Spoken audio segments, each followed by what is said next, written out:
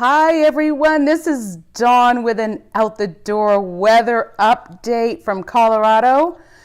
Right. Yeah, hang on just a sec. I'm just finishing up a couple of things. So I am in here by the fire, very comfortable. It's nice and warm. You know, you wouldn't really know it was snowing outside if you're me.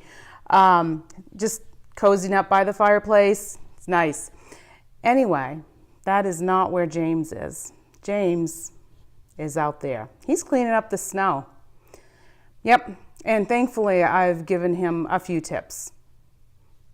Did a little snow last night, and old James is out with the snowblower. I thought I'd just take a little shot of that.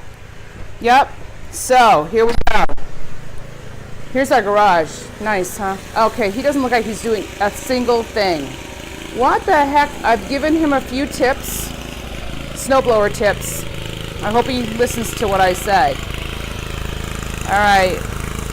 As you can see, there's no salt, no dirt, no snowplow, nothing. No one's come by. That does not happen out here in the Wild West. Main roads, they do that, but not on the side roads. Not in the neighborhood roads. Yep, and only one neighbor shoveled out so far.